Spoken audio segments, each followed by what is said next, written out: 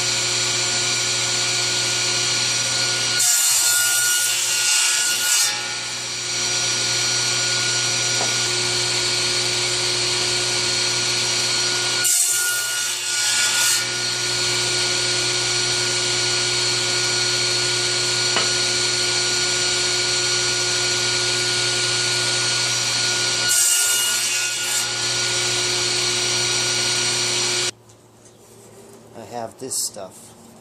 I had planed this down for another project, but it's just basically the slats off some pallets. Planed it to a 1/2 inch thick, and that's what I'm going to use for the skirts.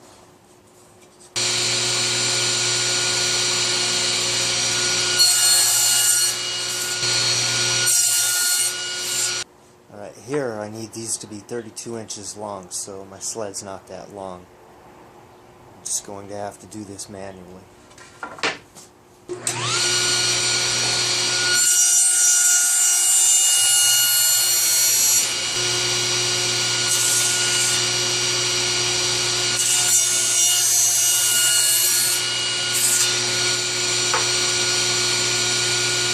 Okay, so these skirts are 3 1/4 inches wide, and I'm not going to do anything special to them to attach them to the legs. I'm just going to cut a 3 1/4 inch slot in here so that the skirt will fit in like this and like that. And this isn't going to be holding up any immense amount of weight, so we're not going to do anything real special.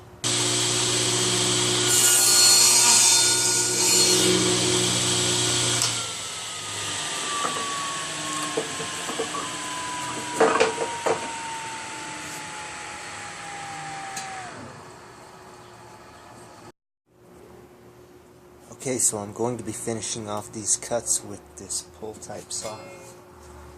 I guess what a lot of people don't realize is this fine tooth side is your cross cut side, and these bigger teeth are for ripping, and that's what we're going to be doing. So you just push this saw. Make sure you keep it flush to your cut so it cuts straight. What I typically do is I start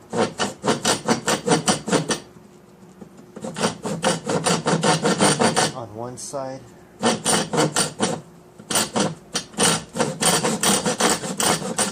come down on the other side, and that helps guide your saw in a straight line. Plus, pushing it flush up against your workpiece helps a lot also.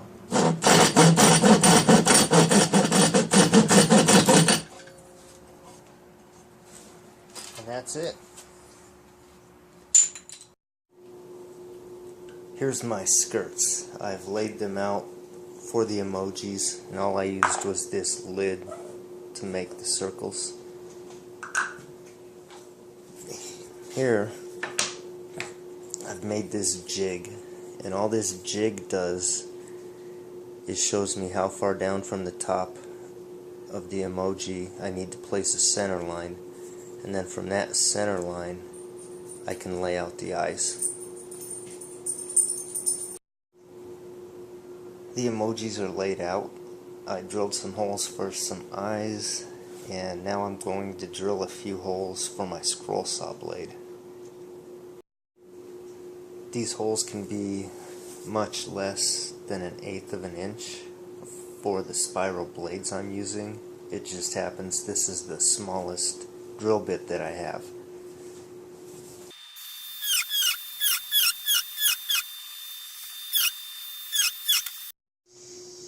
Okay, I can't really get a good camera angle on this, so I'm just going to cut one of these out, and for sake of time I'll fast forward through it.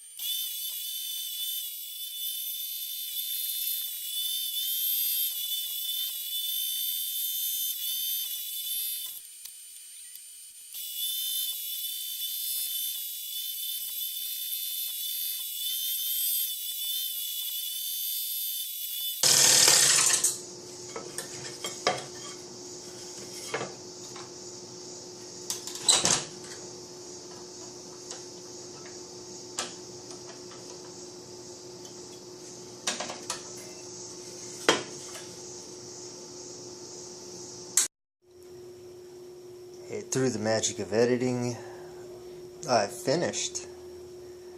So I'll give you a look at the emojis. They still have the guidelines and everything on them. Now I have nothing but sanding and filing to finish. It shouldn't take me too awful long, I hope. And then we'll start putting the table together. Okay, so I've finished staining and sanding, and now we're on a dry fit for this computer desk, and here's the emojis. I stained them with water-based stain, and I must say this yellow is really aggressive. I didn't think it would be so colorful the first shot, but it sure was. I mean, I expected the red to be. Not that yellow. So there's all the emojis done, and I put some little tenons in. I didn't plan on it, but I did. So this is the dry fit, and alright, I got the table dry fitted the other day, and now I'm gluing it together. And it's looking pretty good. Ooh. And here's the top.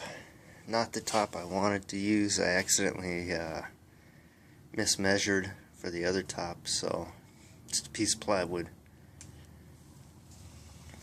This is my first build video, and I already see how I can make these a lot better. So bear with me on this one, but it came out pretty cool. It really did.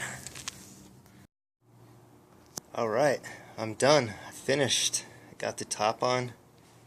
I'll show you how I attach that top. This is going to sit on the floor, and it's a lap desk. I made it so my legs will fit under it. And I think it came out alright. I mean, it's a little cheesy, but oh well. So I just added some strips here to the sides, and then I screwed the top down.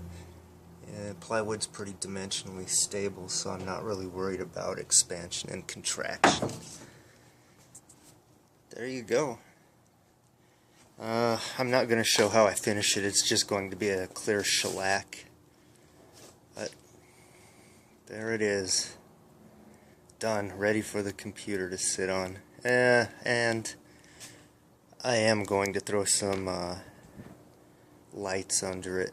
some LEDs, and I'll probably cut a hole right here so the laptop can breathe. But other than that, I can sit on the floor and